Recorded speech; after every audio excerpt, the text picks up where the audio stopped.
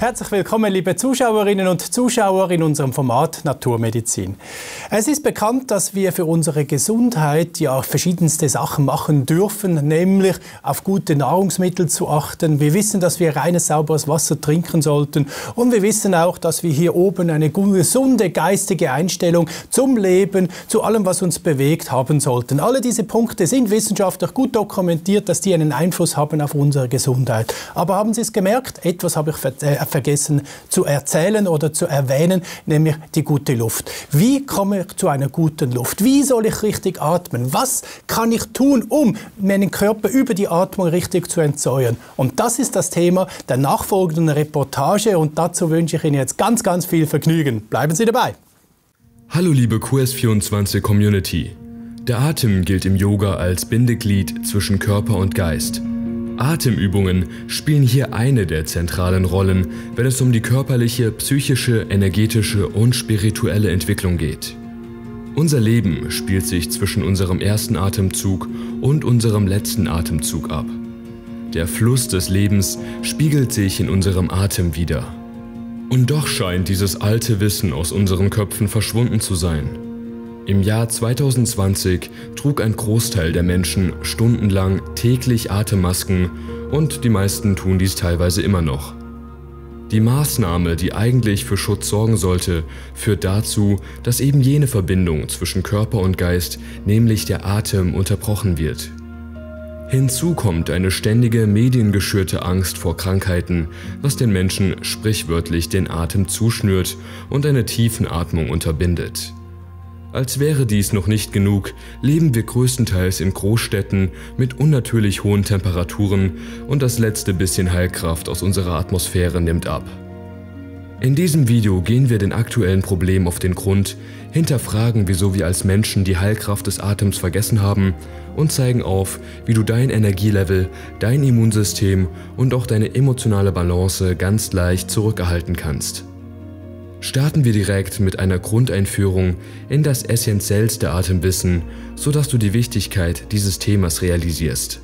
Es entscheidet grundlegend zwischen einem Leben in Unbewusstheit und Energiemangel und einem Leben voller Fülle und innerer Kraft. Grundeinführung: Atemwissen. Um die Bedeutung unseres Atems erfassen zu können, müssen wir ihn in 3 grundlegende Ebenen einteilen: die körperliche, geistige und spirituelle Ebene. Körper. Materiell gesehen wird der Atem durch Sauerstoff symbolisiert. Das ist auch der sichtbare Teil, der von der Schulmedizin anerkannt wird und bei vielen Therapien zur Anwendung kommt. Ein Sauerstoffmangel in den Zellen ist die Quelle von körperlichen Erkrankungen. Schon Otto Heinrich Warburg stellte 1931 den sogenannten Warburg-Effekt vor. Hierbei postulierte er, dass Krebszellen ihre Energie durch einen nicht-oxidativen Glukosestoffwechsel, sprich Gärung, erhalten würden. Sofern die Zellen genügend Sauerstoff zur Verfügung haben, würde das Krebswachstum vehement eingestellt werden. Eben jene Hypothese wurde im Jahr 2006 von einem Forscherteam der Universitäten von Jena und Potsdam bewiesen. Schon der renommierte amerikanische Dr. Stephen Levin sagte Folgendes: Sauerstoff ist die Quelle des Lebens aller Zellen. Alle ernsten Krankheiten werden begleitet von niedrigem Sauerstoffstatus. Sauerstoffmangel im Körpergewebe ist ein sicherer Indikator für Krankheit. Zitat Ende. Ebenso wie unser gesamter Organismus von der Kraft der Atmung profitiert, so ist auch jede einzelne Zelle an diesem Stoffwechsel beteiligt. Nur der Austausch von alter, verbrauchter Energie und der Zufuhr von neuer Energie kann uns am Leben erhalten. Körperlich gesehen erhalten wir also mit jedem Atemzug Brennstoff für unsere Zellen, für den Aufbau. Andererseits dient das Abatmen auch als Abtransport von dem Müll, der sich in unseren Körpern angesammelt hat. Dort, wo unser Lebensfluss unterbrochen wurde, kann der Atem die Lebenskräfte wieder in Gang setzen, auch weit über unser bewusstes Verständnis heraus. Da der Atem ein ständiger Begleiter und ein kostenloses Therapeutikum darstellt, vernachlässigen die Menschen ihn und messen ihm keinen Wert bei. Da er uns schon immer begleitet hat, nehmen wir ihn als selbstverständlich wahr. Und doch wissen wir, dass wir bereits nach 3 Minuten ohne diese Atmung irreparable Schäden am Körper haben würden. Bereits hier möchte ich dich in das erste Geheimnis des Atems einführen. In den physiologischen Funktionen unseres Körpers gibt es 2 unterschiedliche Arten. So ist beispielsweise unser autonomes Nervensystem, das unseren Herzschlag und die Blutversorgung unseres Körpers regelt, komplett automatisiert. Wir können nicht bewusst auf diesen Prozess eingreifen. Andererseits gibt es auch willentlich steuerbare Funktionen unseres Körpers, wie zum Beispiel unsere Muskulatur, die unser Fortbewegen und das Sprechen ermöglichen. Der Atem nimmt hier eine Sonderstellung ein, denn er lässt sich bewusst steuern. Auch fließt er automatisiert, zum Beispiel in der Nacht, wenn wir schlafen. Eines der größten Probleme unserer Gesellschaft ist, dass die Menschen nahezu nie ihren Atem bewusst einsetzen, um eine höhere Gesundheit zu erlangen. Die zweite Ebene, Geist. Nachdem wir uns nun den körperlichen Aspekt der Atmung angeschaut haben, betrachten wir nun den geistigen Aspekt. Sicherlich kennst du es, wenn du nachts schweißgebadet aufwachst und hechelst. Deine Atmung spiegelt dein emotionales Erleben wider. Genauso ist es, wenn du entspannt zu Hause liegst und eine langsame, ruhige Atmung hast. Auch erfolgreichen Menschen sagt man nach, dass sie einen sogenannten langen Atem haben. Über den Atem haben wir den Zugang zu unserer körperlichen Gesundheit, ebenso jedoch in unser emotionales Erleben. Durch die bewusste Steuerung dessen können wir Panikattacken souveräner regulieren, Stress reduzieren und tiefe mystische Erfahrungen induzieren.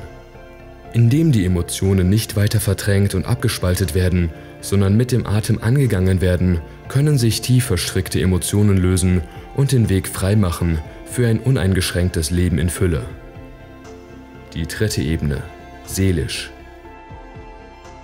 Schauen wir uns auch die seelische Ebene des Atems an, stellen wir fest, dass sogar im Zen-Buddhismus gesagt wird, dass ein Übender auf den Fluss des Atems achten soll, bis die Erleuchtung ihn findet. Er kann dann die ganze Welt einatmen und realisiert, dass die ganze Welt in ihm ist und er in der ganzen Welt. In allen überlieferten Traditionen von Bewusstseinslehren ist der Atem der Schlüssel für tiefere Bewusstseinszustände, die sich heutzutage auch gehirnwellentechnisch nachweisen lassen. Im Hebräischen heißt Atem Neshem und das Wort für das Wichtigste der Seele bedeutet Nesham, von Neshem abgeleitet. Nun hast du eine Grundeinführung in die 3 Ebenen erhalten. Dein Leben hängt also maßgeblich von deiner körperlichen Fitness, deinem Geist und deiner Spiritualität ab. Nun ist die Zeit gekommen, eine Bestandsaufnahme zu machen, wie denn die Realität für die meisten Menschen aussieht. Welche Störfaktoren beeinflussen uns und unseren Atem negativ, sodass wir anstatt in überschwänglicher Gesundheit meistens in Energiemangel und Schmerz leben? Die Negativeinflüsse. Es gibt in der momentanen Zeitqualität 4 große Negativeinflüsse, mit denen wir täglich zu kämpfen haben. Die gute Nachricht ist, dass alle Einflüsse auch umgangen werden können, um mehr Gesundheit zu erlangen. Der erste Negativeinfluss auf unsere Gesundheit ist unsere chronische Kurzatmigkeit. Die wenigsten Menschen erhalten eine Ausbildung dafür. So ist es, dass Sportler Luft mit ca. 20% Sauerstoff einatmen und 12% Sauerstoff wieder ausatmen. Nichtsportler wiederum atmen auch ca. 20% Sauerstoff ein, jedoch 17% wieder aus und verwerten damit nur ca. 3% des bestehenden Sauerstoffs. Untrainierte Menschen müssen daher fast 3-mal so viel atmen wie untrainierte, um dieselbe Energie zu erhalten. Es geht also grundlegend um die richtige Sauerstoffaufnahme bzw. Verwertung. Ständige Sauerstoffunterversorgung des Körpers führt zu Verspannungen, Kopfweh, Kreislaufproblemen, Ermüdung und Konzentrationsschwäche. Das ist ein Einfluss, der uns unbewusst betrifft und den wir jederzeit ändern könnten, indem wir unsere Atmung optimieren. So unterscheidet man zwischen Brust-, Zwerchfell- und Vollatmung. Welche die richtige ist, erfährst du in Kürze.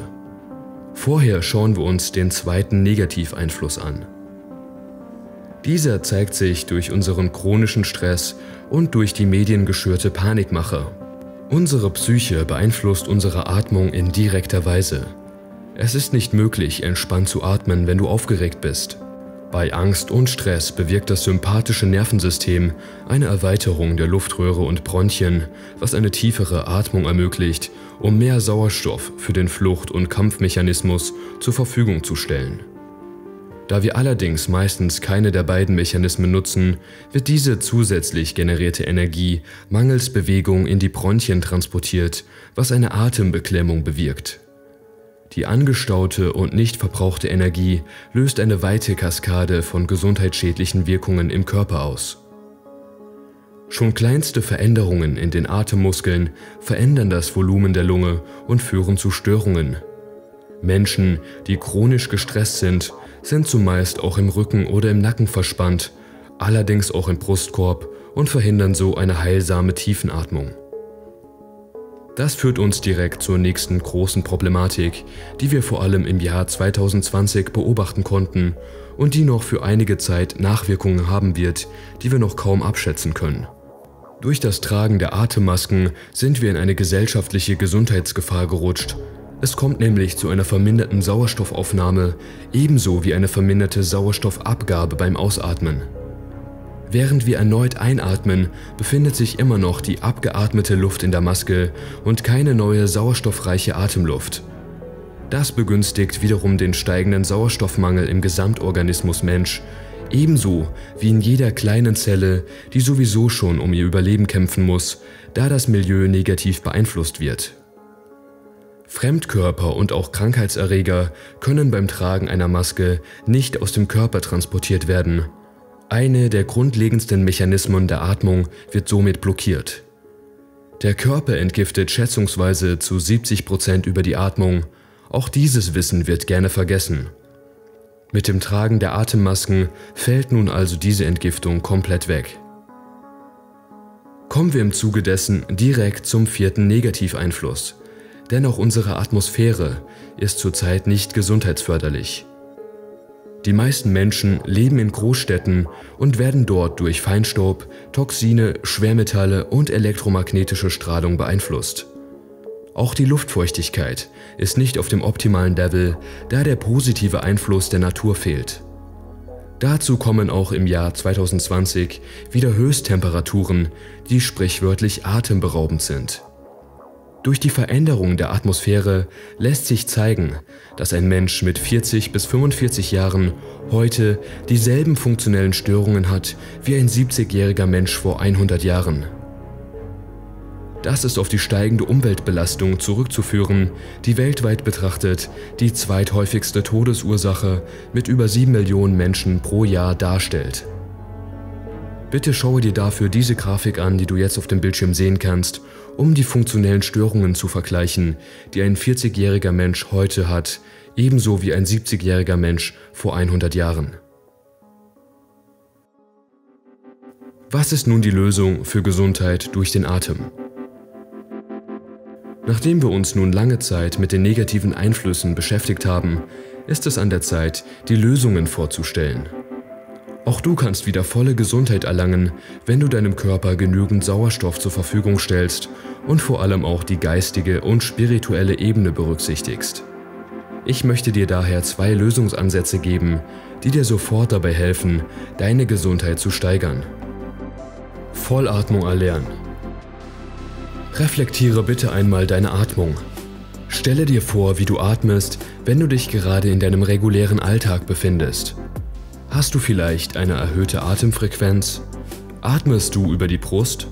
Ist deine Ausatmung verkürzt und die Einatmung verlängert? Ist sie unregelmäßig?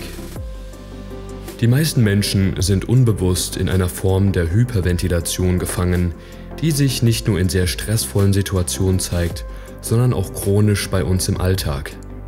Dies hat multiple Faktoren, wie zum Beispiel Vorerkrankungen, Traumata, Schmerzen, existenzielle Ängste oder Stress. Der russische Arzt Dr. Buteyko empfiehlt hierbei eine Rekonditionierung des Atemzentrums, um eine bedarfsgerechte Atmung im Organismus zu etablieren. Das bedeutet, dass wir nur so viel atmen, wie wir wirklich brauchen, um keine falschen Signale an den Körper zu senden. Durch diese Atemmethode ist es möglich, den pH-Wert im Körper auszugleichen und das Überangebot an Säuren im Körper durch Fehlernährung und Stress zu minimieren. Ich möchte daher mit dir einmal die Basisübung durchgehen. Wiederhole sie und präge dir sie so gut wie möglich ein. Setze dich bitte aufrecht in den Stuhl. Du darfst dich jetzt jederzeit an der Rückenlehne anlehnen. Nehme deine Sitzposition wahr. Die Schultern entspannt hängen lassen und leicht nach hinten ziehen, sodass beide Schultern auf einer Linie liegen. Bei geschlossenem Mund den Unterkiefer locker lassen. Eine Hand legst du nun auf das Brustbein, die zweite auf den Bauch. Atme entspannt über die Nase ein und über die Nase aus und schließe deine Augen. Konzentriere dich jetzt auf die Atembewegung, die du unter deinen Händen wahrnehmen kannst. Es sollte deutlich mehr Atembewegung am Bauch zu spüren sein. Ist dies nicht der Fall, beginne langsam die eingeatmete Atemluft weiter nach unten in den Bauch zu lenken, ohne dabei jedoch tiefer einzuatmen. Nach dem Umstellen der Atmung lege beide Hände auf den Bauch. Atme weiterhin entspannt über die Nase ein und über die Nase aus. Führe diese Basisübung so oft durch wie möglich. Die Atmung sollte in Ruhe 5 bis 8 Atemzüge pro Minute betragen. Am besten in festgesetzten Trainingsphasen. Schnelles Atmen beschleunigt die Herzfrequenz, langsames Atmen vermindert sie. Verstärktes Einatmen fördert Anspannung und Verkrampfung, daher solltest du locker und tief atmen und es ganz natürlich ohne Druck fließen lassen. Es geht immer darum, möglichst freie, ausgedehnte Ausatmungsphasen zu haben, um somit die Blockierung des Ausatmens zu überwinden. Das Einatmen erfolgt über die Nase, möglichst lautlos. Durch die Nase findet eine Reinigung, Befeuchtung und Wärmung statt. Bitte atme nicht über den Mund ein, denn sonst kommt es zu Verspannungen im Brustbereich. Auch das Ausatmen sollte in Ruhe über die Nase erfolgen oder über eine sogenannte Lippenbremse langsam über den Mund. Auch bei sportlicher Aktivität ist es empfehlenswert, in der Ruhe zu bleiben. Die beste Methode nennt sich Vollatmung. Hierfür hebt sich zunächst die Bauchdecke, dann erweitert sich die Abwärtsbewegung der Lunge in den unteren Rippen und in den Rücken, dann heben sich die Schultern, sodass der ganze Atemraum von Zwerchfell bis zum obersten Lungenbereich benutzt wird. Anschließend wird sofort ausgeatmet. Der Atemzug steigt also von unten aus dem Bauch heraus in die Lungenspitzen und gleicht einer Wellenbewegung. Zweite Lösung: Atmosphäre anpassen. Der Atem und die Energie, die wir dadurch erhalten, ist immer nur so gut wie die Atmosphäre, in der wir leben. Jeder, der ein Aquarium besitzt, weiß, dass der Fisch nur gesund wird, wenn auch das Wasser gereinigt wird.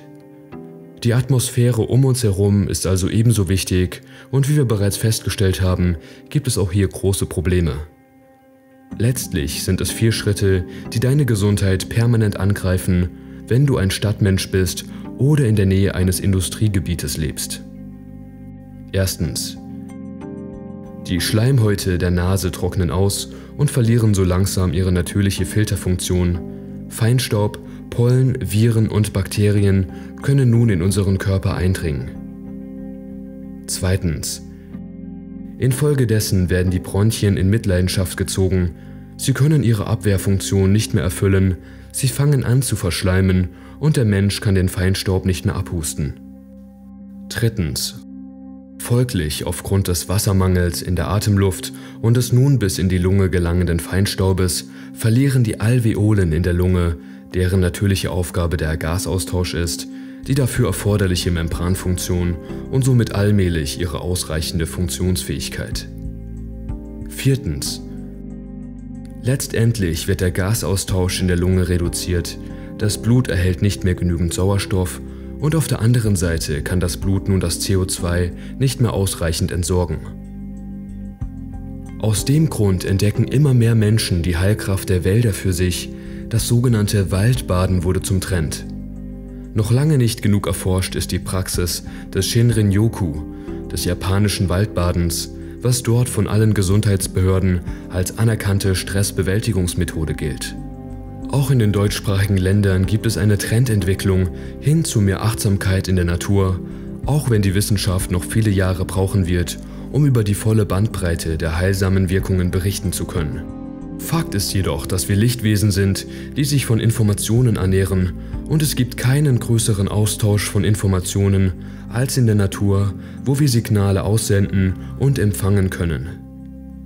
Eine gesunde Atmosphäre bietet genügend Luftfeuchtigkeit, die richtige Temperatur und ist frei von Schadstoffen und Toxinen. Dort gibt es keine Klimaanlagen oder Wohnungen im 10. Stock mit fehlender Erdung. Versuche, so viel frische Atemluft wie möglich zu bekommen. Wenn möglich, stelle dir einige Pflanzen bei dir in die Wohnung, verbringe mehr Zeit in Parks und Gärten und verbinde dich wieder mit deiner Uressenz. Lösungen in der Praxis. Nun möchte ich dir natürlich auch praktisch vorstellen, wie du diese Lösungsansätze in deinem Leben integrieren kannst. Das Projekt Brain Plus – Mentaltraining der Zukunft hat sich diesem Thema gewidmet. Auf dem YouTube-Kanal Brain Plus findest du die sogenannte Breathwork-Videoserie. Dort lernst du die unterschiedlichsten Atemtechniken kennen, mit denen du deine Energie steigern, Emotionen verarbeiten, Stress lindern, Panikattacken vermeiden und vieles mehr ganz leicht erreichen kannst. Das ist das essentielle Wissen, welches wir eigentlich in der Schule lernen sollten. Kurz und bündig erhältst du in jeder Folge Wissen, um die Atemtechnik auch praktisch umzusetzen. Auf dem YouTube-Kanal findest du auch weiterführende Erklärungen, denn in unserem Verständnis ist der Atem auch das Tor für eine aktive Bewusstseinserweiterung, also dem Kern von Mentaltraining. Somit hast du schon mal den ersten Teil der Lösung, nämlich die richtige Atemtechnik, erlernt. Wie sieht es mit der richtigen Atmosphäre aus? Wie bekommst du diese einfach und ohne Probleme? Hierfür wurde ein Biotech-Verfahren entwickelt, das sogenannte Brain Plus Gerät. Hierbei handelt es sich um ein physisches Gerät, welches nachweislich deine Gehirnleistung um 25% in nur 21 Minuten steigern kann und auch dein biologisches Alter um 5 bis 10 Jahre zurücksetzen kann. Das gelingt, indem durch ein ausgeklügeltes Verfahren die Atematmosphäre verändert wird und dir in einem energetisch höheren Zustand zur Verfügung gestellt wird. Du kannst es als Atmungsergänzungsgerät sehen, welches dir bei jeder Atmung zusätzliche Energie bietet, sodass du nicht nur effizient atmest, sondern auch die heilsamste Atematmosphäre schlechthin mit aufnimmst. Der energetische Anstieg im Körper führt zu einer Linderung geistiger, emotionaler und körperlicher Beschwerden. Damit du einen einfachen Einstieg erhältst, gibt es derzeitig ein kostenfreies Online-Training, das du auf der Webseite www.brain-plus.de besuchen kannst. Schön, dass dir nun die Heilkraft deines Atems bekannt ist und du zukünftig hoffentlich noch bewusster damit umgehen kannst. Schreibe gerne in die Kommentare, was deine Meinung dazu ist.